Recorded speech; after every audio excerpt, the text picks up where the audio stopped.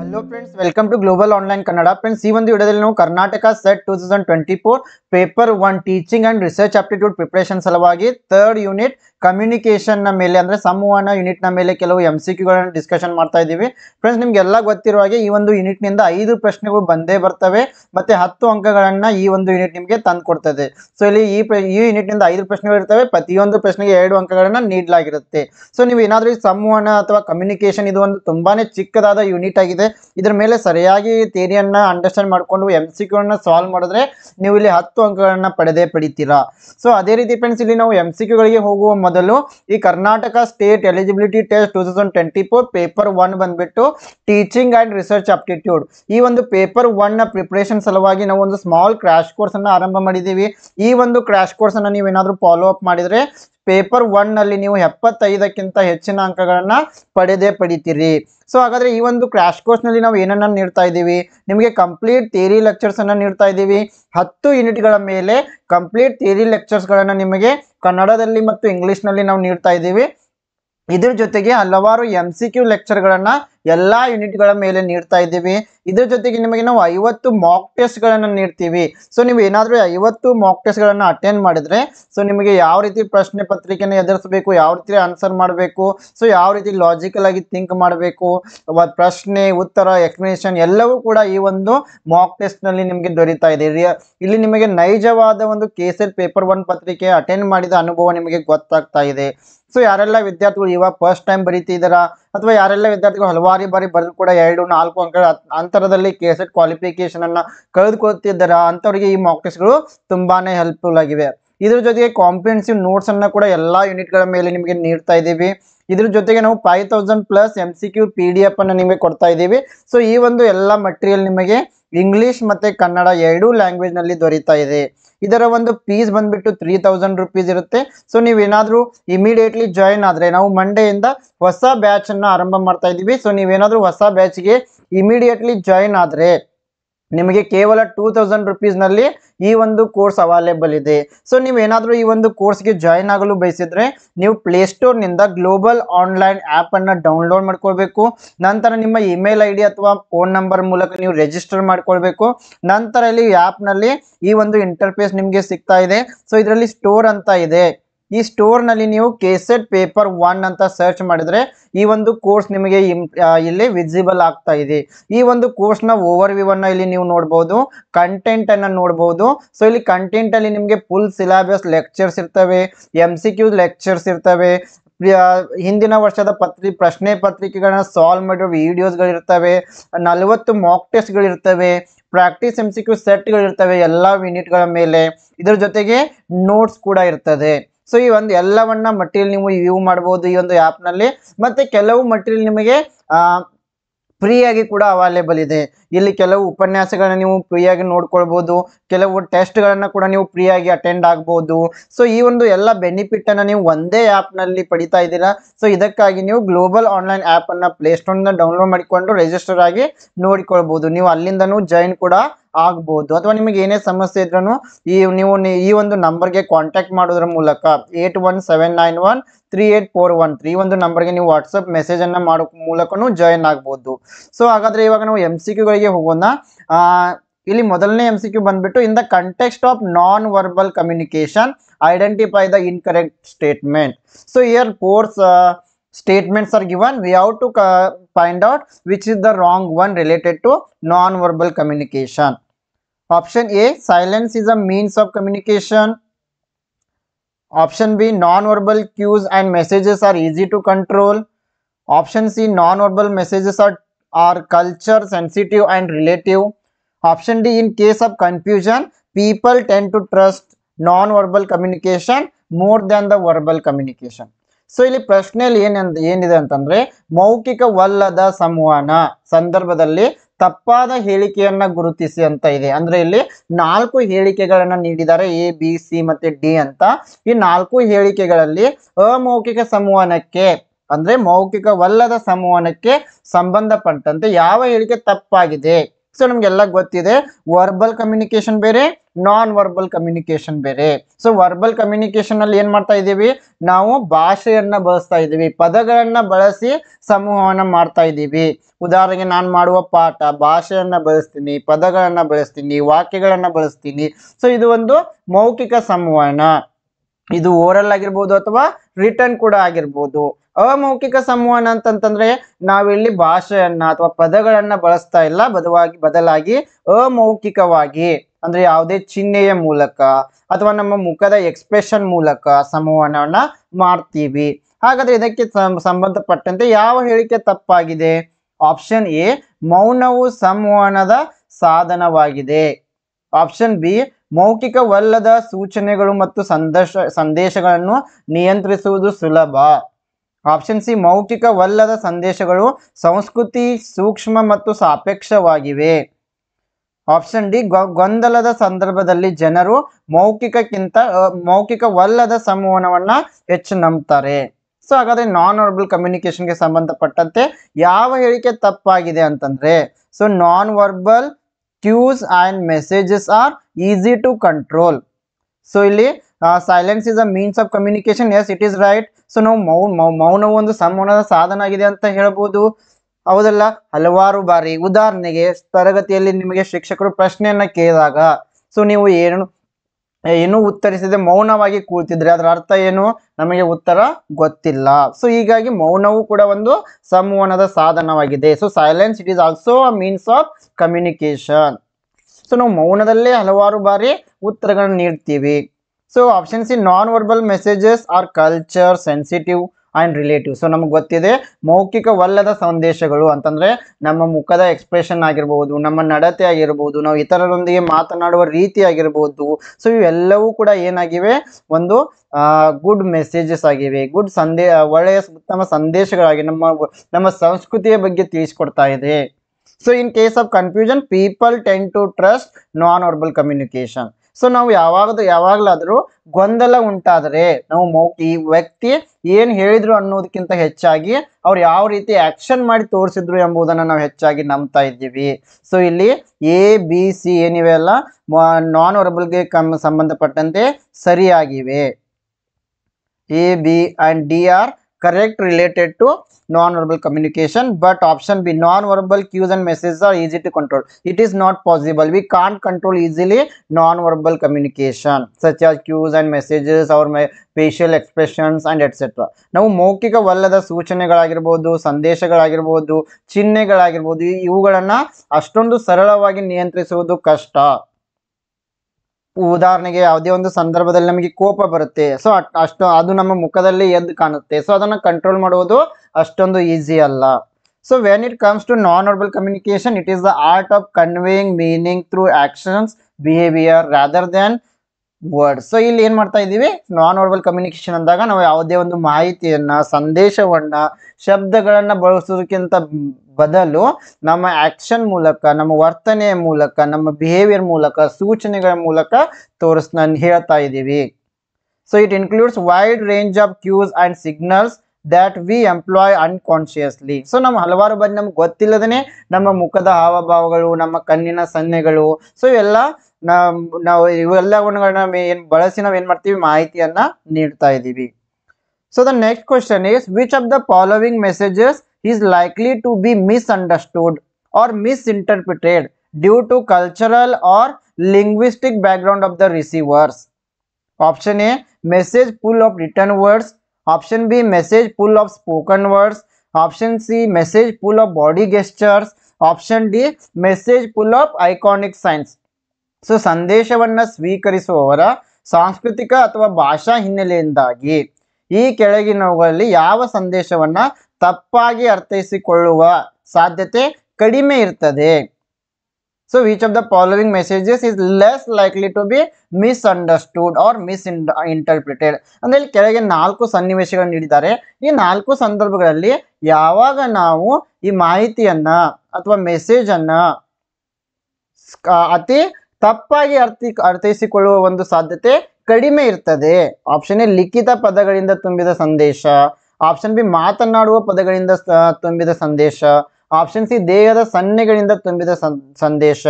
Option D ಅಪ್ರತಿಮ ಚಿಹ್ನೆಗಳಿಂದ ತುಂಬಿದ ಸಂದೇಶ. ಸೊ ಫ್ರೆಂಡ್ಸ್, ಹಾಗಾದ್ರೆ ಇಲ್ಲಿ ಸರಿಯಾದ ಉತ್ತರ ಆಪ್ಷನ್ ಡಿ ಆಗುತ್ತೆ. ಏಕೆಂದ್ರೆ message full of return words, so it will be in the return form, we can understand in the better way. So ಲಿಖಿತ ಪದಗಳಿಂದ ಕೂಡಿದ ಸಂದೇಶಗಳಿದ್ರೆ, ಸೊ ಯಾವಾಗಲೂ ಸಂದೇಶವನ್ನ ಮೆಸೇಜ್ ನಲ್ಲಿ ಬರೆದು ಕಳಿಸಿರ್ತಾರೆ ಅಥವಾ ಟೆಕ್ಸ್ಟ್ ಒಂದು ಬುಕ್ ನಲ್ಲಿ ಬರೆದು ಕೊಟ್ಟಿರ್ತಾರೆ, ಎಲ್ಲೋ ಬೋರ್ಡ್ ಮೇಲೆ ಬರೆದಿರ್ತದೆ. ಸೊ ಇದನ್ನು ನಾವು ಒಂದಲ್ಲ ಎರಡು ಬಾರಿ ಓದಿ ಸರಿಯಾಗಿ ಅರ್ಥ ಮಾಡಿಕೊಳ್ಳಬಹುದು. ಹಾಗಾಗಿ ಇಲ್ಲಿ ತಪ್ಪಾಗಿ ಅರ್ಥೈಸಿಕೊಳ್ಳುವ ಸಾಧ್ಯತೆ ಕಡಿಮೆ ಇರ್ತದೆ. Next, message full of spoken words. So ಮಾತನಾಡುವ ಪದಗಳಿಂದ ಕೂಡಿದ ಸಂದೇಶಗಳು ಕೂಡ ನಾವು ಸರಿಯಾಗಿ ಕೇಳಿಸಿಕೊಂಡ್ರೆ, ಸರಿಯಾಗಿ ಅರ್ಥ ಮಾಡಿಕೊಂಡ್ರೆ, ಅಥವಾ ಇನ್ನೊಮ್ಮೆ ರಿಪೀಟ್ ಮಾಡಲು ಹೇಳಿ ಅದನ್ನು ಸರಿಯಾಗಿ ಕೇಳಿ ಮಾಹಿತಿಯನ್ನ ಸರಿಯಾಗಿ ಅರ್ಥ ಮಾಡಿಕೊಳ್ಬಹುದು. ಸೊ ಇನ್ನು message full of body gesture. So ಯಾವುದೇ ಒಬ್ಬ ವ್ಯಕ್ತಿ ಯಾವ ರೀತಿ ತನ್ನ ದೇಹ ಸನ್ನೆಗಳನ್ನ ತೋರಿಸ್ತಾ ಇದ್ದಾನೆ. ಉದಾಹರಣೆಗೆ ನಾವು ಯಾರೋ ಒಬ್ಬ ಅಪರಿಚಿತ ವ್ಯಕ್ತಿಗೆ ಯಾವುದೋ ಒಂದು ಊರಿಗೆ ಹೋಗಲು ದಾರಿಯನ್ನ ಕೇಳ್ತೀವಿ. ಸೊ ಅವರು ರೈಟ್ ಅಥವಾ ಲೆಫ್ಟ್ ಹ್ಯಾಂಡ್ ನ ಮೂಲಕ ನಮಗೆ ದಾರಿಯನ್ನ ತೋರಿಸ್ತಾರೆ. ಸೊ ಅವಾಗ ನಾವು ಅತಿ ಸರಳವಾಗಿ ಹೆಚ್ಚು ಶ್ರಮ ಇಲ್ಲದೆ ಮಾಹಿತಿಯನ್ನ ಅರ್ಥ ಮಾಡಿಕೊಳ್ಬಹುದು. ಆದ್ರೆ ಯಾವಾಗ ಕೆಲವೊಂದು ಸಾರಿ ಆ ಮಾಹಿತಿಯನ್ನ ಈ ಚಿಹ್ನೆಗಳಿಂದ ತೋರಿಸ್ತಾರೆ. ಸೊ ನಾವು ವಾಟ್ಸಪ್ ನಲ್ಲಿ ಅದು ಹಲವಾರು ಬಾರಿ ಮೆಸೇಜ್ ಮಾಡ್ಬೇಕಾದ್ರೆ ಈ ಚಿಹ್ನೆಗಳನ್ನ ನೋಡ್ತೀವಿ. ಕೆಲವೊಂದು ಚಿಹ್ನೆಗಳು ನಮಗೆ ಅರ್ಥನೇ ಆಗಲ್ಲ, ಇದು ಏನ್ ಸಂದೇಶವನ್ನ ನೀಡ್ತಾ ಇದೆ ಅಂತ. ಸೊ ಅಂತ ಸಂದರ್ಭದಲ್ಲಿ ಐಕಾನಿಕ್ ಸೈನ್ಸ್ಗಳಿಂದ, ಅಪ್ರತಿಮ ಚಿಹ್ನೆಗಳಿಂದ ತುಂಬಿದ ಸಂದೇಶಗಳಿಂದ ಏನಾಗ್ತಾ ಇದೆ, ಕೆಲವೊಂದು ಬಾರಿ ನಾವು ಅವುಗಳನ್ನ ತಪ್ಪಾಗಿ ಅನುಕರಣೆ ಮಾಡ್ತಾ ಇದ್ದೀವಿ. So option D is the right answer. So the next question, in the context of contemporary digital parlance, what are the following symbols collectively called as? So option A emoji, option B emoticons, option C smiley, option D stickers. ಸಮಕಾಲೀನ digital ಪರಿಭಾಷೆಯ ಸಂದರ್ಭದಲ್ಲಿ ಈ ಕೆಳಗಿನ ಚಿಹ್ನೆಗಳನ್ನು ಒಟ್ಟಾಗಿ ಏನಂತ ಕರೆಯಲಾಗ್ತದೆ? So ಇಲ್ಲಿ 4 symbols ಗಳನ್ನ ನೀಡಿದ್ದಾರೆ. ಸೊ ಈ ಸಿಂಬಲ್ಸ್ ಗಳನ್ನ ನೀವು ನೋಡಬಹುದು. ಸೊ ಇವುಗಳಿಗೆ ನಾವು ಏನಂತ ಕರಿತೀವಿ? ಸೊ ತುಂಬಾ ಈಸಿಯಾದ ಪ್ರಶ್ನೆ ಅಂತ ಅನ್ಕೋತೀನಿ. ನಾವು ಡೈಲಿ ವಾಟ್ಸಪ್ ಚಾಟ್ ನಲ್ಲಿ ಇವುಗಳನ್ನ ಬಳಸ್ತಾ ಇದ್ದೀವಿ. ಸೊ ಇವುಗಳಿಗೆ ನಾವು ಏನಂತ ಕರಿತೀವಿ ಅಂತಂದ್ರೆ ಎಮೋಟಿಕಾನ್ಸ್ ಅಂತ ಕರಿತೀವಿ. ಸೊ ಸಾರಿ, ಇಲ್ಲಿ ಬೈ ಮಿಸ್ಟೇಕ್ಲಿ ಆನ್ಸರ್ ಸಿ ಅಂತ ಬರ್ದಿದ್ದೀನಿ. ಇದಕ್ಕೆ ರೈಟ್ ಆನ್ಸರ್ ಬಂದ್ಬಿಟ್ಟು ಆಪ್ಷನ್ ಬಿ ಎಮೋಟಿಕಾನ್ ಆಗುತ್ತೆ. ಸೊ ಹೀಗಾಗಿ ಇಂಥ ಚಿಹ್ನೆಗಳಿಗೆ ನಾವು ಎಮೋಟಿಕಾನ್ಗಳಂತ ಕರಿತಾ ಇದ್ದೀವಿ. ಸೊ ಇವುಗಳನ್ನ ಅಂಡರ್ಸ್ಟ್ಯಾಂಡ್ ಮಾಡ್ಕೊಳ್ಳೋದು ಕೂಡ ಹಲವಾರು ಬಾರಿ ಸ್ವಲ್ಪ ಡಿಫಿಕಲ್ಟ್ ಆಗುತ್ತೆ.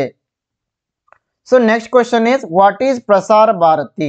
ಸೊ ಫ್ರೆಂಡ್ಸ್, ಯಾವಾಗ ಈ ಕಮ್ಯುನಿಕೇಶನ್ ಅನ್ನೋ ಯೂನಿಟ್ ಬರುತ್ತಲ್ಲ, ಇದ್ರ ಮೇಲೆ ಹಲವಾರು ಬಾರಿ ಕರೆಂಟ್ ಅಫೇರ್ಸ್ ರಿಲೇಟೆಡ್ ಪ್ರಶ್ನೆಗಳು ಕೂಡ ಬರ್ತವೆ. ಒಂದಲ್ಲ ಒಂದು ಪ್ರಶ್ನೆ ಆದ್ರೂ ಸ್ವಲ್ಪ ಕರೆಂಟ್ ಅಫೇರ್ಸ್ ರಿಲೇಟೆಡ್ ಇದ್ದೇ ಇರುತ್ತೆ. ಉದಾಹರಣೆಗೆ ಪ್ರಸಾರ ಭಾರತಿ, ಸೊ DTH ಚಾನಲ್ಗಳ ಬಗ್ಗೆ ಆಗಿರ್ಬೋದು, TV ರೇಟಿಂಗ್ಸ್ ಬಗ್ಗೆ ಆಗಿರ್ಬೋದು, ಸೊ ಕಮ್ಯುನಿಕೇಶನ್ ಬಗ್ಗೆ ಆಗಿರ್ಬೋದು, ಸೊ ಮೊಬೈಲ್, ಲ್ಯಾಪ್ಟಾಪ್, ಈ ರೀತಿ ಪ್ರಶ್ನೆಗಳು ಬಂದೇ ಬರ್ತವೆ.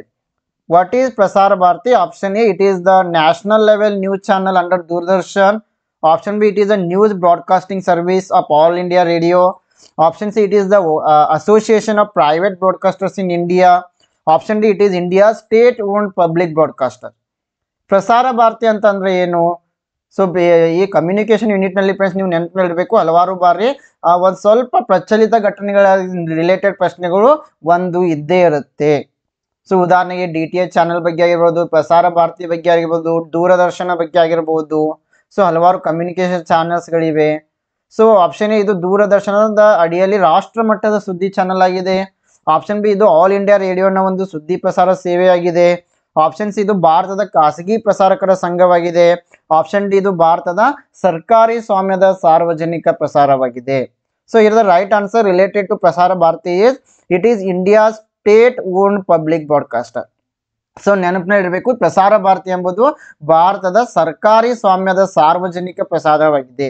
ಸೊ ಈ ಒಂದು ಪ್ರಸಾರ ಭಾರತಿ ನಮ್ಮ ಗವರ್ಮೆಂಟ್ ಅಂಡರ್ ನಲ್ಲಿ ಬರ್ತಾ ಇದೆ. ಇದು ಒಂದು ಸಾರ್ವಜನಿಕ ಪ್ರಸಾರವಾಗಿದೆ. ಸೊ ಮಾಹಿತಿಯನ್ನು ನೀಡುವುದು ಇದರ ಒಂದು ಪ್ರಮುಖ ಕಾರ್ಯವಾಗಿದೆ.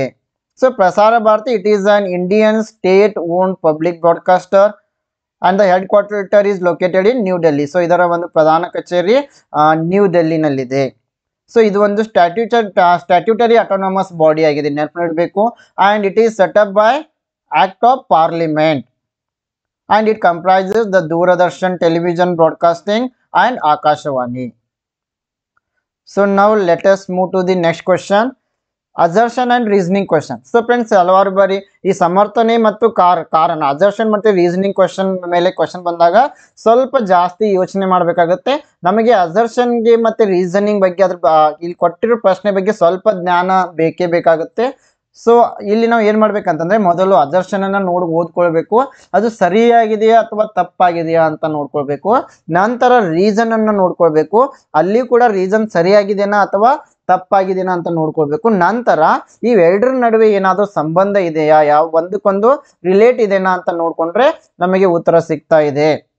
So the assertion is the initial messages to students in the classroom by a teacher need not be critical to establish interactions later. So ಇಲ್ಲಿ ಸಮರ್ಥನೆ ಏನು ಹೇಳ್ತಾ ಇದೆ, ತರಗತಿಯಲ್ಲಿ ಶಿಕ್ಷಕರು ವಿದ್ಯಾರ್ಥಿಗಳಿಗೆ ನೀಡುವ ಆರಂಭಿಕ ಸಂದೇಶಗಳು ಹೀಗಿರಬೇಕಾಗಿಲ್ಲ, ನಂತರ ಪರಸ್ಪರ ಕ್ರಿಯೆಗಳನ್ನು ಸ್ಥಾಪಿಸಲು ನಿರ್ಣಾಯಕವಾಗಿದೆ. ಅಂದ್ರೆ ನಾವು ಇನಿಷಿಯಲಿ ಯಾವುದೇ ಒಬ್ಬರು ಶಿಕ್ಷಕರು ತರಗತಿಯಲ್ಲಿ ವಿದ್ಯಾರ್ಥಿಗಳಿಗೆ ಯಾವ ರೀತಿ ಸಂದೇಶಗಳನ್ನು ನೀಡ್ತಾ ಇದ್ದಾರೆ. So the initial messages to students in the classroom by a teacher need not be critical to establish interactions later. ಅಂದ್ರೆ ಮೊದಲ ಬಾರಿಗೆ ಶಿಕ್ಷಕರು ಯಾವುದೇ ಒಂದು ತರಗತಿಯಲ್ಲಿ ಆರಂಭಿಸುವ ಮೊದಲು ಇನಿಷಿಯಲಿ ಅವರಿಗೆ ಪಾಸಿಟಿವ್ ಆಗಿ ಮಾತನಾಡಬೇಕಾಗುತ್ತೆ. ಇದರಿಂದ ನಾವು ಉತ್ತಮವಾದ ಸಂಬಂಧವನ್ನ ವಿದ್ಯಾರ್ಥಿಗಳ ಜೊತೆ ಬೆಳೆಸಬಹುದು, ಕಲಿಕೆಯನ್ನ ಪರಿಣಾಮಕಾರಿಯಾಗಿ ಮಾಡಬಹುದು. So the reason is more control over the communication process means more control over what the students are learning. So ಇಲ್ಲಿ ಸಂವಹನದ ಪ್ರಕ್ರಿಯೆ ಮೇಲೆ ಶಿಕ್ಷಕರು ಹೆಚ್ಚಿನ ನಿಯಂತ್ರಣವನ್ನು ಹೊಂದಿದ್ರೆ ಇದರ ಅರ್ಥ ವಿದ್ಯಾರ್ಥಿಗಳು ಏನು ಕಲಿತಾ ಇದ್ದಾರೆ ಎಂಬುದರ ಮೇಲೆ ಹೆಚ್ಚಿನ ನಿಯಂತ್ರಣವನ್ನು ಹೊಂದಿದ್ದಾರೆ ಅಂತ ಅರ್ಥ. ಸೊ ಫ್ರೆಂಡ್ಸ್, ಇಲ್ಲಿ 4 ಆಪ್ಷನ್ಸ್ಗಳನ್ನು ನಿಮಗೆ ನೀಡಿದ್ದಾರೆ. ಆಪ್ಷನ್ ಏನು ಹೇಳ್ತಾ ಇದೆ, both assertion and reason are true but reason is not the correct explanation. Option B, both assertion and reason are true but reason is not the correct explanation. Option C, assertion is true, reason is false. Option D, assertion is false, reason is true. So ಇಲ್ಲಿ ನೋಡಿದಾಗ assertion ಏನು ಹೇಳ್ತಾ ಇದೆ, the initial messages to students in the classroom by a teacher need not be critical to establish interactions later. ನಾವು ಆರಂಭದಲ್ಲಿನೇ ಒಬ್ಬರು ಶಿಕ್ಷಕರು ವಿದ್ಯಾರ್ಥಿಗಳಿಗೆ negativity ಮೂಲಕ ಕ್ಲಾಸನ್ನು ಆರಂಭ ಮಾಡಿದ್ರೆ ಸೊ ಅದು ಅಷ್ಟೊಂದು ಎಫೆಕ್ಟಿವ್ ಆಗಲ್ಲ. So initially we should not give critical messages to the students. So initially ನಾವು ವಿದ್ಯಾರ್ಥಿಗಳಿಗೆ ನೆಗೆಟಿವಿಟಿಯಿಂದ ತುಂಬಿದ ಸಂದೇಶಗಳನ್ನು ನೀಡಬಾರ್ದು. ಸೊ ಸರಿಯಾಗಿದೆ. But reason more control over the communication process means more control over the student. This is not correct we can say. So ಇಲ್ಲಿ ಸಂವಹನ ಕ್ರಿಯೆ ಮೇಲೆ ಹೆಚ್ಚಿನ ನಾವು ನಿಯಂತ್ರಣ ಹೊಂದಿದ್ರೆ ವಿದ್ಯಾರ್ಥಿಗಳು ಏನು ಕಲಿತಾ ಇದ್ದಾರೆ ಎಂಬುದರ ಮೇಲೆ ಹೆಚ್ಚಿನ ನಿಯಂತ್ರಣವನ್ನು ಹೊಂದಿರ್ತೇವೆ. ಇದು ಸರಿ ಅಲ್ಲ. ಸೊ ಹೀಗಾಗಿ assertion is true but the reason is false. So ಹೀಗಾಗಿ ಇಲ್ಲಿ ಅಸರ್ಷನ್ ಏನಿದೆ ಇದು ಸರಿಯಾಗಿದೆ, ಆದರೆ ರೀಸನ್ ತಪ್ಪಾಗಿದೆ. The next question is, using the central point of the class room communication has the beginning of a dynamic pattern of ideas is referred to has. ತರಗತಿಯ ಸಂವಹನದ ಕೇಂದ್ರ ಬಿಂದುವನ್ನು ಆಲೋಚನೆಗಳ ಕ್ರಿಯಾತ್ಮಕ ಮಾದರಿಯ ಪ್ರಾರಂಭವಾಗಿ ಬಳಸುವುದಕ್ಕೆ ಏನಂತ ಕರಿತೀವಿ? Option A systemisation, option B problem orientation, option C idea protocol, option D mind mapping. So here the teacher is going to use central point of the classroom communication has the beginning of dynamic pattern of ideas. It is referred as mind mapping. So it is very helpful in communication. So ಈ mind mapping ಎಂಬುದು ಈ ಒಂದು ಸಂವಹನ ಪ್ರಕ್ರಿಯೆಯಲ್ಲಿ ನಮಗೆ ತುಂಬಾನೇ helpful ಆಗುತ್ತೆ.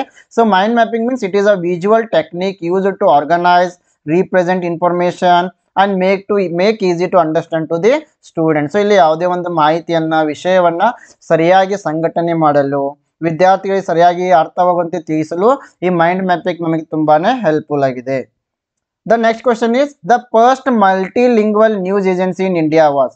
So ಭಾರತದ ಮೊದಲ ಬಹುಭಾಷಾ ಸುದ್ದಿ ಸಂಸ್ಥೆ ಯಾವುದು? Option A Samachar, option B API, option C Hindustan Samachar, option D Samachar Bharati. So the first multilingual news agency in India was Hindustan Samachar. So ಇಂಥ ಪ್ರಶ್ನೆಗಳು ಕೂಡ ನಾವು ಹಲವಾರು ಬಾರಿ ಎದುರಿಸ್ತೀವಿ.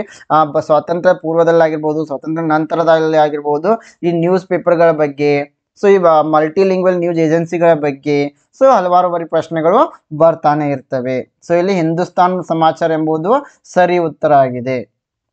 So Hindustan Samachar, it is the first multilingual news agency in India, subscribed by more than 200 newspapers and almost all the news channels including Doordarshan. And it was founded in 1948. ಇದನ್ನು ಕೂಡ ನೆನಪಿಡಬೇಕು. ಹಲವಾರು ಬಾರಿ ಇಂಥ ಪ್ರಶ್ನೆಗಳಿಗೆ ಸಂಬಂಧಿಸಿ, ಉದಾಹರಣೆ ಹಿಂದೂಸ್ತಾನ್ ಸಮಾಚಾರ, ಇದಕ್ಕೆ ಸಂಬಂಧಿಸಿದಂತೆ ಇದು ಯಾವ ವರ್ಷದಲ್ಲಿ ಆರಂಭವಾಯಿತು, ಸೊ ಅವಾಗ ಚೇರ್ಮನ್ ಯಾರಾಗಿದ್ರು, ಈ ರೀತಿ ಪ್ರಶ್ನೆಗಳು ಬರ್ತವೆ. ಸೊ ಹಿಂದೂಸ್ತಾನ್ ಸಮಾಚಾರ ಇದು ಆಫ್ಟರ್ ಅನ್ ಇಂಡಿಪೆಂಡೆನ್ಸ್ 1948 ನಲ್ಲಿ ಸ್ಟಾರ್ಟ್ ಆಗ್ತಾ ಇದೆ. So the next question is, the term TRP is associated with TV shows stands for. So TRP ಎಂಬುದು ಟಿವಿ ಕಾರ್ಯಕ್ರಮಗಳಿಗೆ ಸಂಬಂಧಿಸಿದೆ. TRP ಅಂತ ಅಂದ್ರೆ option A total rating points, option B time rating points, option C thematic rating points, option D television rating points. So ಇದು ಈ ಪ್ರಶ್ನೆ ನಿಮ್ಗೆ ಎಲ್ರಿಗೂ ಗೊತ್ತಿರಬಹುದು.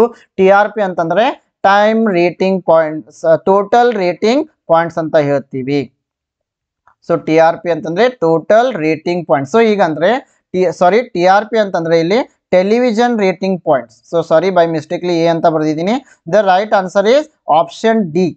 ಸೊ TRP ಅಂತಂದ್ರೆ television rating points. So here TRP, it stands for television rating point. TRP of any channel or program depends upon the program that is displayed. ಈ TRP ಎಂಬುದು ಟಿವಿನಲ್ಲಿ ಯಾವ ಒಂದು ಪ್ರೋಗ್ರಾಮ್ ನೋಡ್ತಾ ಇದ್ದೀವಿ, ಯಾವ ಒಂದು ಚಾನಲ್ ಅನ್ನು ನೋಡ್ತಾ ಇದ್ದೀವಿ ಎಂಬುದರ ಮೇಲೆ ಡಿಸೈಡ್ ಆಗ್ತದೆ. So TRP rate is one on which the TRP of TV channel is calculated. So ಈ ಒಂದು ಟಿವಿ ಚಾನಲ್ ಅನ್ನ ರೇಟಿಂಗ್ ಅನ್ನ ನಾವು ಕಂಡುಹಿಡಿಯಲು ಈ TRP ಅನ್ನ ಬಳಸ್ತೀವಿ. ಸೊ ಒಂದು ಸಾಮಾನ್ಯವಾಗಿ ಹೇಳ್ಬೇಕಂತಂದ್ರೆ ಯಾವ ಚಾನಲ್ನ ಜನ ಜಾಸ್ತಿ ನೋಡ್ತಾ ಇದ್ದಾರೆ ಎಂಬುದನ್ನು ಫೈಂಡ್ ಔಟ್ ಮಾಡಲು ಈ TRP ರೇಟಿಂಗ್ ಅನ್ನ ಬಳಕೆ ಮಾಡ್ತಾರೆ. So these numbers are treated as a sample from the over all TV owners in different geographical and demographic sectors. The next question is, communication becomes circular when? Option A, the decoder becomes encoder, option B, the feedback is absent, option C, the source is credible, option D, the channel is clear. So when communication is going to become circular, so ಆವಾಗ ಈ ಸಂವಹನ ಕಾರ್ಯ ವೃತ್ತಾಕಾರವಾಗ್ತಾ ಇದೆ. Option A decoder encoder ಆದಾಗ, option B ಪ್ರತಿಕ್ರಿಯೆ ಇಲ್ಲವಾದಾಗ, option C ಮೂಲವು ವಿಶ್ವಾಸಾರ್ಹವಾದಾಗ, option D channel ಸ್ಪಷ್ಟವಾದಾಗ. So ನಮಗೆ ಗೊತ್ತಿರಬೇಕು, ಈ ಸಂವಹನದಲ್ಲಿ ಅಥವಾ ಕಮ್ಯುನಿಕೇಶನ್ ಪ್ರೋಸೆಸ್ ನಲ್ಲಿ ಎನ್ಕೋಡರ್ ಅಂತ ಇರ್ತಾರೆ. ಎನ್ಕೋಡರ್ ಅಂತಂದ್ರೆ the person who is giving the information. ಯಾವೊಬ್ಬ ವ್ಯಕ್ತಿ ಮಾಹಿತಿಯನ್ನ ನೀಡ್ತಾ ಇದ್ದಾರೆ ಅವರಿಗೆ ನಾವು ಏನಂತ ಕರಿತೀವಿ, ಎನ್ಕೋಡರ್. ಅದೇ ರೀತಿ ಡಿಕೋಡರ್ ಅಂತಂದ್ರೆ the person who is going to receive the information. ಯಾವೊಬ್ಬ ವ್ಯಕ್ತಿ ಮಾಹಿತಿಯನ್ನ ಪಡೆದುಕೊಳ್ತಾ ಇದ್ದಾರೆ ಅವರಿಗೆ ನಾವು ಡಿಕೋಡರ್ ಅಂತ ಕರಿತೀವಿ. ಸೊ ಹಾಗಾದ್ರೆ ಈ ಒಂದು ಕಮ್ಯುನಿಕೇಶನ್ ಪ್ರೋಸೆಸ್ ಅನ್ನು ನೋಡೋದಾದ್ರೆ, ಸೊ ಇಲ್ಲಿ ಕಮ್ಯುನಿಕೇಶನ್ ಅಲ್ಲಿ ಮೊದಲಿಗೆ ಸೆಂಡರ್ ಅಂತ ಬರ್ತಾರೆ. ಈ ಸೆಂಡರ್ ಏನ್ ಮಾಡ್ತಾ ಇದ್ದಾರೆ, ಮೆಸೇಜ್ ಅನ್ನ ಎನ್ಕೋಡಿಂಗ್ ಮಾಡ್ತಾ ಇದ್ದಾರೆ. For example, sender is having some information. ಇಲ್ಲಿ ಸೆಂಡರ್ ನಲ್ಲಿ ಸ್ವಲ್ಪ ಮಾಹಿತಿ ಇದೆ. ಈ ಮಾಹಿತಿಯನ್ನ ಈ ರಿಸೀವರ್ಸ್ಗೆ ಮುಟ್ಟಿಸಲು ಏನ್ ಮಾಡ್ತಾರೆ, ಮಾಹಿತಿಯನ್ನ ತನ್ನದೇ ಲ್ಯಾಂಗ್ವೇಜ್ ನಲ್ಲಿ ಎನ್ಕೋಡ್ ಮಾಡ್ತಾ ಇದ್ದಾರೆ. ಸೊ ಎನ್ಕೋಡ್ ಮಾಡಿದ ನಂತರ ಯಾವುದೇ ಒಂದು ಪ್ರಾಪರ್ ಚಾನಲ್ ಅನ್ನ ಬಳಸಿ ಮಾಹಿತಿಯನ್ನ ಟ್ರಾನ್ಸ್ಫರ್ ಮಾಡ್ತಾ ಇದ್ದಾರೆ. ಅದಾದ ನಂತರ ರಿಸೀವರ್ ಏನ್ ಮಾಡ್ತಾರೆ, ಈ ಮಾಹಿತಿಯನ್ನ ಡಿಕೋಡ್ ಮಾಡ್ತಾ ಇದ್ದಾರೆ, ಅಂದ್ರೆ ತನ್ನ ಒಂದು ಲ್ಯಾಂಗ್ವೇಜ್ ನಲ್ಲಿ ಅರ್ಥ ಮಾಡ್ಕೊಳ್ತಾ ಇದ್ದಾರೆ. ಸೊ ಇಲ್ಲಿ ಮಧ್ಯದಲ್ಲಿ ನಾಯ್ಸ್ ಕೂಡ ಇರ್ಬೋದು, ಅಂದ್ರೆ ಕಮ್ಯುನಿಕೇಶನ್ಗೆ ಇದು ಒಂದು ಬ್ಯಾರಿಯರ್ ಅಂತ ಕರಿತೀವಿ. ಸೊ ಅದೇ ರೀತಿ ಯಾವಾಗ ಈ ರಿಸೀವರ್ ಮರಳಿ ಉತ್ತರವನ್ನ ನೀಡ್ತಾರೆ ಅದಕ್ಕೆ ನಾವು ಏನಂತೀವಿ, ಫೀಡ್ಬ್ಯಾಕ್ ಅಂತ ಕರಿತೀವಿ. ಸೊ ಹಾಗಾದ್ರೆ ರಿಸೀವರ್ ಯಾವಾಗ ಮರಳಿ ಉತ್ತರವನ್ನ ನೀಡ್ತಾ ಇದ್ದಾರೆ, ಫೀಡ್ಬ್ಯಾಕ್ ಅನ್ನ ಕೊಡ್ತಾ ಇದ್ದಾರೆ, ಅವಾಗ ರಿಸೀವರ್ ಏನಾಗ್ತಾ ಇದ್ದಾನೆ, ಸೆಂಡರ್ ಅವಾಗ ಮೆಸೇಜ್ ಅನ್ನ ಏನ್ ಮಾಡ್ತಾ ಇದ್ದಾನೆ, ಎನ್ಕೋಡಿಂಗ್ ಮಾಡ್ತಾ ಇದ್ದಾನೆ. ಸೊ ಹಾಗಾಗಿ ಇಲ್ಲಿ ಸರಿಯಾದ ಉತ್ತರ ಆಪ್ಷನ್ ಎ ಆಗುತ್ತೆ. When decoder becomes N encoder, communication process becomes circular. So ಯಾವಾಗ ಇಲ್ಲಿ ಡಿಕೋಡರ್ ಎನ್ಕೋಡರ್ ಆಗ್ತಾ ಇದ್ದಾರೆ ಅವಾಗ ಸಂವಹನ ಪ್ರಕ್ರಿಯೆ ಏನಾಗುತ್ತೆ, ವೃತ್ತಾಕಾರವಾಗುತ್ತೆ, ಅಂದ್ರೆ ಕಂಪ್ಲೀಟ್ ಆಗುತ್ತೆ. So the next question is, effective classroom communication would help students internalize knowledge, subject matter, articulation, language felicity, non-responsiveness, modalities of resistance. ಪರಿಣಾಮಕಾರಿ ತರಗತಿಯ ಸಂವಹನ ವಿದ್ಯಾರ್ಥಿಗಳಿಗೆ ಆಂತರಿಕಗೊಳಿಸಲು ಸಹಾಯ ಮಾಡುತ್ತದೆ. ಅಂದ್ರೆ ಈ ಒಂದು ಪರಿಣಾಮಕಾರಿ ಸಂವಹನ ಇದ್ರೆ, ಪರಿಣಾಮಕಾರಿ ಅಂತಂದ್ರೆ ಶಿಕ್ಷಕರು ಎಲ್ಲ ಕಲಿಸಿದ ಎಲ್ಲಾ ವಿಷಯ ವಿದ್ಯಾರ್ಥಿಗಳಿಗೆ ಅರ್ಥ ಆಗ್ತಾ ಇದೆ, ಅದಕ್ಕೆ ನಾವು ಎಫೆಕ್ಟಿವ್ ಕಮ್ಯುನಿಕೇಶನ್ ಅಂತ ಕರಿತೀವಿ. Whatever message is given by the sender, the receivers are going to understand it clearly. So ಹಾಗಾದ್ರೆ ಈ ಎಫೆಕ್ಟಿವ್ ಕ್ಲಾಸ್ ರೂಮ್ನಿಂದ, ಎಫೆಕ್ಟಿವ್ ಕ್ಲಾಸ್ ರೂಮ್ ಕಮ್ಯುನಿಕೇಶನ್ ಇಂದ ವಿದ್ಯಾರ್ಥಿಗಳು ಯಾವೆಲ್ಲ ವಿಷಯಗಳನ್ನ ಕಲಿತಾ ಇದ್ದಾರೆ? ಆಪ್ಷನ್ ಎ ಜ್ಞಾನ, ಆಪ್ಷನ್ ಬಿ ವಿಷಯ, ಆಪ್ಷನ್ ಸಿ ಅಭಿವ್ಯಕ್ತಿ, ಆಪ್ಷನ್ ಡಿ ಭಾಷಾ ಸಂತೋಷ, ಆಪ್ಷನ್ ಡಿ ಪ್ರತಿಕ್ರಿಯಿಸದಿರುವಿಕೆ, ಆಪ್ಷನ್ ಡಿ ಪ್ರತಿರೋಧದ ವಿಧಾನಗಳು. Yes, very easy answer. You can easily find out the answer. The right answer is option D. A, B, C and D R correct. So class room ಒಂದು effective ಕಮ್ಯುನಿಕೇಶನ್ನಲ್ಲಿ ಸಾಧ್ಯವಾದರೆ ವಿದ್ಯಾರ್ಥಿಗಳು ನಾಲೆಜನ್ನು ಪಡೆದುಕೊಳ್ತಾರೆ, subject matter ಅಂದರೆ ವಿಷಯವನ್ನು ಅರ್ಥ ಮಾಡ್ಕೊಳ್ತಾರೆ, articulation ಅಭಿವ್ಯಕ್ತಿಯನ್ನು ವ್ಯಕ್ತಪಡಿಸ್ತಾರೆ, language felicity ಅಂದರೆ ಭಾಷೆಯಿಂದ ಸಂತೋಷವನ್ನು ಪಡ್ತಾ ಇದ್ದಾರೆ. ಸೊ ನಾನ್ ರೆಸ್ಪಾನ್ಸಿವ್ ಇದು ಅಲ್ಲ, ಅದೇ ರೀತಿ ಮೊಡಾಲಿಟೀಸ್ ಆಫ್ ರೆಸಿಸ್ಟೆನ್ಸ್ ಇದು ಕೂಡ ಅಲ್ಲ. ಸೊ ಹೀಗಾಗಿ ಆಪ್ಷನ್ ಎ ಇಲ್ಲಿ ಸರಿಯಾಗಿದೆ. The next question is, which of the following is not a principle of effective communication? Option A, strategic use of grapevine. Option B, persuasion and convincing dialogue. Option C, participation of the audience. Option D, one-way transfer of information. So which is not a principle of effective communication. So ಹಾಗಾದ್ರೆ ಇಲ್ಲಿ ಪ್ರಶ್ನೆ ಏನಿದೆ? ಪರಿಣಾಮಕಾರಿ ಸಂವಹನ ಅವಾಗಲೇ discuss ಮಾಡಿದ್ವಿ. ಪರಿಣಾಮಕಾರಿ ಸಂವಹನ ಅಂತಂದ್ರೆ ಸೆಂಡರ್ ನೀಡಿದ ಎಲ್ಲ ವಿಷಯ ರಿಸೀವರ್ಗೆ ಸರಿಯಾಗಿ ತಲುಪ್ತಾ ಇದೆ. ಹಾಗಾದ್ರೆ ಈ ಒಂದು ಎಫೆಕ್ಟಿವ್ ಕಮ್ಯುನಿಕೇಶನ್ ಹಲವಾರು ಪ್ರಿನ್ಸಿಪಲ್ಗಳ ಮೇಲೆ, ತತ್ವಗಳ ಮೇಲೆ ನಿಂತಿದೆ. ಹಾಗಾದ್ರೆ ಕೆಳಗೆ ಕೊಟ್ಟಿರುವ ತತ್ವಗಳಲ್ಲಿ ಯಾವುದು ಸಂವಹನದ ತತ್ವ ಅಲ್ಲ? ಆಪ್ಷನ್ ಎ ದ್ರಾಕ್ಷಿಯನ್, ಅಂದ್ರೆ ಇಲ್ಲಿ ದ್ರಾಕ್ಷಿಯನ್ ಅಂತಲ್ಲ, ಇದು ಗ್ರೇಪ್ ವೈನ್ ಅಂತಂದ್ರೆ ಇನ್ಫಾರ್ಮಲ್ ಕಮ್ಯುನಿಕೇಶನ್, ಇನ್ಫಾರ್ಮಲ್ ಕಾರ್ಯತಂತ್ರದ ಬಳಕೆ.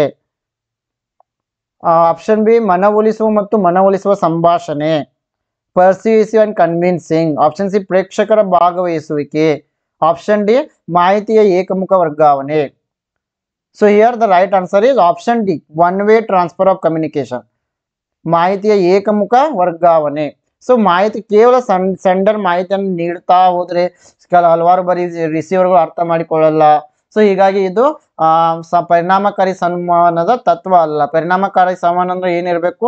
ಸೆಂಡರ್ ಎನ್ಕೋಡ್ ಮಾಡಿ ಮೆಸೇಜನ್ನು ನೀಡಬೇಕು, ರಿಸೀವರ್ ಡಿಕೋಡ್ ಮಾಡಿ ತಿಳಿದುಕೊಳ್ಬೇಕು, ನಂತರ ಸೆಂಡರ್ ಕೂಡ ಮರಳಿ ಪ್ರಶ್ನೆಗಳನ್ನ ಕೇಳಬೇಕು, ವಿಷಯವನ್ನು ಅರ್ಥ ಮಾಡಿಕೊಳ್ಬೇಕು. ಸೆಂಡರ್ ಮತ್ತೆ ರಿಸೀವರ್ ನಡುವೆ ಉತ್ತಮವಾದ ಕಮ್ಯುನಿಕೇಶನ್ ಸಂವಹನ ಇರಬೇಕು, ಆವಾಗ ಎಫೆಕ್ಟಿವ್ ಆಗ್ತಾ ಇದೆ. ಮಾಹಿತಿಯ ಏಕಮುಖ ವರ್ಗಾವಣೆ ಇದ್ರೆ ಅದು ಸಂವಹನದ ತತ್ವ ಅಲ್ಲ. The next question is, which of the following are the characteristic features of communication? A, communication involves exchange of ideas, facts and opinions. B, communication involves both information and understanding. C, communication is a continuous process. D, communication is a circular process. ಕೆಳಗಿನವರಲ್ಲಿ ಸಂವಹನದ ವಿಶಿಷ್ಟ ಲಕ್ಷಣಗಳು ಯಾವುವು? A, ಸಂವಹನವು ವಿಚಾರಗಳು, ಸಂಗತಿಗಳು, ಅಭಿಪ್ರಾಯಗಳ ವಿನಿಮಯವನ್ನು ಒಳಗೊಂಡಿರುತ್ತದೆ. B, ಸಂವಹನವು ಮಾಹಿತಿ ಮತ್ತು ತಿಳುವಳಿಕೆ ಎರಡನ್ನ ಒಳಗೊಂಡಿರುತ್ತದೆ. ಸಿ, ಸಂವಹನವು ನಿರಂತರವಾದ ಪ್ರಕ್ರಿಯೆಯಾಗಿದೆ. ಡಿ, ಸಂವಹನವು ಒಂದು ವೃತ್ತಾಕಾರದ ಪ್ರಕ್ರಿಯೆಯಾಗಿದೆ. ಸೊ ಈ ತುಂಬಾ ಸರಳವಾದ ಪ್ರಶ್ನೆ. ಆಪ್ಷನ್ ಎಲ್ಲವೂ ಕೂಡ ಸರಿಯಾಗಿವೆ. ಯಾಕೆಂದ್ರೆ when it comes to communication involves exchange of ideas, facts and opinions. Yes, in communication we are sharing all these things. ಸಂವಹನದಲ್ಲಿ ನಾವು ಒಬ್ಬರ ವಿಚಾರಗಳನ್ನ ಇನ್ನೊಬ್ಬರೊಂದಿಗೆ ಶೇರ್ ಮಾಡ್ತಾ ಇದ್ದೀವಿ, ಬೇರೆ ಬೇರೆ ಸಂಗತಿಗಳನ್ನ ಅರ್ಥ ಮಾಡ್ಕೊಳ್ತೀವಿ, ನಮ್ಮ ಅಭಿಪ್ರಾಯಗಳನ್ನ ಅಭಿವ್ಯಕ್ತಪಡಿಸ್ತಾ ಇದ್ದೀವಿ. ಸೊ ಹೀಗಾಗಿ ಆಪ್ಷನ್ ಎ ಸರಿಯಾಗಿದೆ. Option B, communication involves both information and understanding. ಹೌದು, ಈ ಒಂದು ಸಂವಹನದಲ್ಲಿ ನಾವು ಮಾಹಿತಿಯನ್ನು ತಿಳಿದುಕೊಳ್ತೀವಿ, ಜೊತೆಗೆ ನಮ್ಮ ತಿಳುವಳಿಕೆಯನ್ನು ಕೂಡ ತಿಳಿಸ್ತಾ ಇದ್ದೀವಿ. ಸೊ ಇದೊಂದು communication, it is a continuous process. ಇದು ಒಂದು ನಿರಂತರ ಪ್ರಕ್ರಿಯೆಯಾಗಿದೆ. ಹೌದು, ಒಮ್ಮೆ ಮಾಹಿತಿಯನ್ನು ನೀಡ್ತೀವಿ, ಮತ್ತೊಮ್ಮೆ ಪಡೆದುಕೊಳ್ತೀವಿ, ಮತ್ತೆ ಬೇರೆಯವರಿಗೆ ಮಾಹಿತಿ ನೀಡ್ತೀವಿ. ಸೊ ಹೀಗಾಗಿ ಇದು ಒಂದು ನಿರಂತರ ಪ್ರಕ್ರಿಯೆಯಾಗಿದೆ. ಸೊ ಇದು ವೃತ್ತಾಕಾರ ಪ್ರಕ್ರಿಯೆ ಕೂಡ ಆಗಿದೆ. It is A circular process. ಯಾಕಂದ್ರೆ ಅವಾಗಲೇ ಡಿಸ್ಕಷನ್ ಮಾಡಿದ್ವಿ, ಆವಾಗ ರಿಸೀವರ್ ಫೀಡ್ಬ್ಯಾಕ್ ಅನ್ನು ನೀಡ್ತಾ ಇದ್ದಾನೆ, ಆವಾಗ ಕಮ್ಯುನಿಕೇಶನ್ ಪ್ರೋಸೆಸ್ ಏನಾಗ್ತಾ ಇದೆ? ಸರ್ಕ್ಯುಲರ್ ಆಗ್ತಾ ಇದೆ. ಸೊ ಹೀಗಾಗಿ ಇಲ್ಲಿ ಆಪ್ಷನ್ ಎ ಸರಿಯಾಗಿದೆ. A, B, C and D all are correct.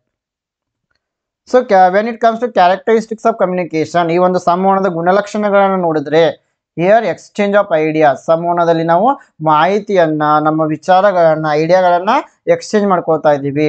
At least 2 person. So in communication minimum there will be 2 persons. ಇಲ್ಲಿ ಇಬ್ಬರು ಅಥವಾ ಇಬ್ಬರಕ್ಕಿಂತ ಹೆಚ್ಚಿನ ವ್ಯಕ್ತಿಗಳು ಇದ್ದೇ ಇರ್ತಾರೆ. ಹಲವಾರು ಬಾರಿ ನಮ್ಮಿಂದ ನಾವೇ ಮಾತನಾಡ್ಕೊಳ್ತೀವಿ. ಸೊ ಅದಕ್ಕೆ ನಾವು ಇಂಟ್ರಾ ಪರ್ಸನಲ್ ಕಮ್ಯುನಿಕೇಶನ್ ಅಂತ ಕರಿತೀವಿ. Two way, it is a two-way process. One is sender, another one is receiver, and also it is pervasive management function, encoding and decoding. Sender is encoding the message and receiver is decoding the message, and it is a continuous process. There is no end to the communication process, and it may be oral or written. ಇದು ಮಾತಿನ ಮೂಲಕ ಆಗಿರಬಹುದು ಅಥವಾ return ಮೂಲಕನೂ ಕೂಡ ಆಗಿರಬಹುದು. Formal R informal, ಈ ಒಂದು ಆಫೀಸ್ಗಳಲ್ಲಿ ಶಾಲಾ ಕಾಲೇಜುಗಳಲ್ಲಿ ಬಳಸೋ ಸಂವಹನ ಫಾರ್ಮಲ್ ಆಗಿರುತ್ತೆ, ಇಂಥ ಸಿಸ್ಟಮ್ಯಾಟಿಕ್ ಆಗಿ ನಡೀತದೆ. ಬಟ್ ನಮ್ಮ ಫ್ರೆಂಡ್ಸ್ ಜೊತೆ ಫ್ಯಾಮಿಲಿನಲ್ಲಿ ಮಾತನಾಡುವಾಗ ಈ ಒಂದು ಕಮ್ಯುನಿಕೇಶನ್ ಇನ್ಫಾರ್ಮಲ್ ಆಗಿರುತ್ತೆ. So it is channel based. So ಈ ಒಂದು ಕಮ್ಯುನಿಕೇಶನ್ ಟ್ರಾನ್ಸ್ಫರ್ಗೆ ಒಂದು ಪರ್ಟಿಕ್ಯುಲರ್ ಚಾನಲ್ ಇರುತ್ತೆ, ಮೂಲವನ್ನು ಬಳಸಿ ನಾವು ಸಂವಹನವನ್ನು ಮಾಡ್ತಾ ಇದ್ದೀವಿ. The next question is communication issues at the international level are addressed by. ಅಂತಾರಾಷ್ಟ್ರೀಯ ಮಟ್ಟದಲ್ಲಿ ಸಂವಹನದ ಸಮಸ್ಯೆಗಳನ್ನು ಯಾರಿಂದ ಪರಿಹರಿಸಲಾಗ್ತದೆ? Option A ILO, option B ITU, option C UNDP, option D UNESCO. Yes, here the right answer is option D, UNESCO. So at international level the communication problems are solved by UNESCO. So it stands for United Nations Educational, Scientific and Cultural Organization. So the main aim of this UNESCO is culture of peace, eradicating poverty, sustainable development, intercultural dialogue through education, the science, culture, communication and information. So ಈ ಒಂದು ಅಂತಾರಾಷ್ಟ್ರೀಯ ಮಟ್ಟದಲ್ಲಿ ಏನೇ ಸಂವಹನಕ್ಕೆ ಪಟ್ಟಂತೆ ಸಮಸ್ಯೆಗಳು ಎದುರಾದರೆ UNESCO ಅದನ್ನು ಬಗೆಹರಿಸ್ತಾ ಇದೆ. So the next question is, in a classroom the probability of message reception can be enhanced by option A, establishing a viewpoint, option B, exposing the ignorance of students, option C, increasing the information load, option D, using high decibel audio tools. ತರಗತಿಯಲ್ಲಿ ಸಂದೇಶ ಸ್ವೀಕಾರದ ಸಂಭವನೀಯತೆಯನ್ನು ಯಾವ ಮೂಲಕ ಹೆಚ್ಚಿಸಬಹುದು? ಅಂದರೆ ವಿದ್ಯಾರ್ಥಿಗಳು ಹೆಚ್ಚು ಆಸಕ್ತಿಯಿಂದ ತರಗತಿಯನ್ನು ಕೇಳುವಂತೆ ಯಾವ ರೀತಿ ಮಾಡುವುದು? ಆಪ್ಷನ್ ಎ, ದೃಷ್ಟಿಕೋನವನ್ನು ಸ್ಥಾಪಿಸುವುದರ ಮೂಲಕ, ಆಪ್ಷನ್ ಬಿ, ವಿದ್ಯಾರ್ಥಿಗಳ ಅಜ್ಞಾನವನ್ನು ಬಹಿರಂಗಪಡಿಸುವುದರ ಮೂಲಕ, ಆಪ್ಷನ್ ಸಿ, ಮಾಹಿತಿಯ ಹೊರೆಯನ್ನು ಹೆಚ್ಚಿಸುವುದರ ಮೂಲಕ, ಆಪ್ಷನ್ ಡಿ, ಹೆಚ್ಚಿನ ಡೆಸಿಬಲ್ ಆಡಿಯೋ ಉಪಕರಣಗಳನ್ನು ಬಳಸುವುದರ ಮೂಲಕ. So friend, this question is for you. ಈ ಒಂದು ಪ್ರಶ್ನೆಯನ್ನು ನಿಮಗಾಗಿ ನೀಡಿದ್ದೀವಿ. ಸೊ ನೀವು ಈ ಒಂದು ಪ್ರಶ್ನೆಗೆ ಉತ್ತರವನ್ನು ಕಮೆಂಟ್ ಸೆಕ್ಷನ್ನಲ್ಲಿ ಕಮೆಂಟ್ ಮಾಡಿ ತಿಳಿಸಬೇಕು. So comment your answer in the comment section. So ನೀವು ಯೋಚನೆ ಮಾಡಬೇಕು, ಎಲ್ಲ ಆಪ್ಷನ್ಗಳ ಮೇಲೆ ತರಗತಿಯಲ್ಲಿ ಶಿಕ್ಷಕರು ಪಾಠವನ್ನು ಮಾಡ್ತಾ ಇದ್ದಾರೆ, ವಿದ್ಯಾರ್ಥಿಗಳು ಹೆಚ್ಚು ಆಸಕ್ತಿಯಿಂದ ಕೇಳಿ ಹೆಚ್ಚಿನ ಮಾಹಿತಿಯನ್ನು ಪಡೆಯುವಂತೆ ಮಾಡಲು ಶಿಕ್ಷಕರು ಏನು ಮಾಡಬೇಕು? ಸೊ ಎಸ್ಟಾಬ್ಲಿಷಿಂಗ್ ವ್ಯೂ ಪಾಯಿಂಟ್, ದೃಷ್ಟಿಕೋನವನ್ನು ಸ್ಥಾಪಿಸುವುದು, exposing ignorance of students. So ವಿದ್ಯಾರ್ಥಿಗಳಲ್ಲಿ ಇಲ್ಲದೇ ಇರುವ ಅಜ್ಞಾನವನ್ನು ಬಹಿರಂಗವಾಗಿ ಹೇಳುವುದು, ಇನ್ಕ್ರೀಸಿಂಗ್ ಇನ್ಫಾರ್ಮೇಷನ್ ಲೋಡ್, ಅವರಲ್ಲಿ ಹೆಚ್ಚಿನ ಮಾಹಿತಿಯನ್ನು ನೀಡ್ತಾ ಹೋಗುವುದು, using high decibel audio tools, ಹೆಚ್ಚಿನ ಡೆಸಿಬಲ್ ಆಡಿಯೋ ಉಪಕರಣಗಳನ್ನು, ಟೇಪ್ ರೆಕಾರ್ಡ್ಗಳನ್ನು, ರೇಡಿಯೋಗಳನ್ನು ಬಳಸುವುದು. ಸೊ ಯೋಚನೆ ಮಾಡಿ ಸರಿಯಾದ ಉತ್ತರವನ್ನು ನನಗೆ ನೀವು ಕಮೆಂಟ್ನಲ್ಲಿ ತಿಳಿಸಬೇಕು. ಎಸ್ ಫ್ರೆಂಡ್ಸ್, ಅದೇ ರೀತಿ ನೀವೇನಾದರೂ KSET 2024 paper 1 teaching and research application ಸಲುವಾಗಿ ಪ್ರಿಪ್ರೇಷನನ್ನು ಮಾಡ್ತಾ ಇದ್ದಾರೆ.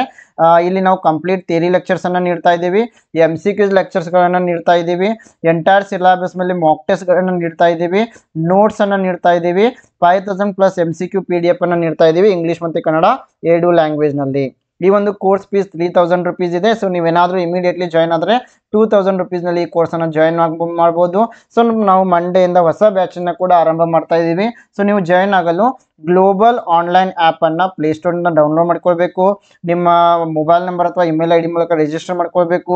ನಂತರ ಇಲ್ಲಿ ಸ್ಟೋರ್ ಮೇಲೆ ಕ್ಲಿಕ್ ಮಾಡಿ KSET ಪೇಪರ್ 1 ಅಂತ ಸರ್ಚ್ ಮಾಡಿದರೆ ಈ KSET ಪೇಪರ್ 1 ಮಟೀರಿಯಲ್ ನಿಮಗೆ ವಿಸಿಬಲ್ ಆಗ್ತಾ ಇದೆ. ಇಲ್ಲಿ theory lectures, MCQ lectures, previous year question papers, mock test, practice MCQ set, notes ಎಲ್ಲವೂ ಕೂಡ ಸಿಗ್ತಾ ಇದೆ. ಸೊ ಇದಕ್ಕೆ ನೀವು ಆ್ಯಪ್ನಲ್ಲಿನೇ ಕೂಡ ಪೇಮೆಂಟ್ ಮಾಡಿ ಜಾಯಿನ್ ಆಗ್ಬೋದು, ಅಥವಾ ನೀವು ಈ ಒಂದು ನಂಬರ್ಗೆ ಕಾಂಟ್ಯಾಕ್ಟ್ ಕೂಡ ಮಾಡಬಹುದು, 817991384113. ಸೊ ಅದೇ ರೀತಿ ಫ್ರೆಂಡ್ಸ್, ಹೆಚ್ಚಿನ ಒಂದು ಮಾಹಿತಿಗಾಗಿ ನಮ್ಮ ಎಲ್ಲ ವಿಡಿಯೋಗಳ ಅಪ್ಡೇಟನ್ನು ಪಡೆಯಲು ನಮ್ಮ ಟೆಲಿಗ್ರಾಮ್ ಗ್ರೂಪ್ಗೆ ಕೂಡ ನೀವು ಜಾಯ್ನ್ ಆಗ್ಬೋದು. ಟೆಲಿಗ್ರಾಮ್ನಲ್ಲಿ ನೀವು ಗ್ಲೋಬಲ್ ಆನ್ಲೈನ್ ಅಂತ ಟೈಪ್ ಮಾಡಿದರೆ ನಮ್ಮ ಒಂದು ಟೆಲಿಗ್ರಾಮ್ ಗ್ರೂಪ್ ನಿಮಗೆ ಸಿಗ್ತಾ ಇದೆ. S friends, I wish all the best all. So ಯಾರೆಲ್ಲ ಅಪ್ಲೈ ಮಾಡಿದಾರ, ಇನ್ನೂ ಅಪ್ಲೈ ಮಾಡೋರಿದ್ದೀರಾ, ಎಲ್ಲರಿಗೂ ಕೂಡ ಆಲ್ ದ ಬೆಸ್ಟ್ ಹೇಳ್ತಾ ಥ್ಯಾಂಕ್ ಯು.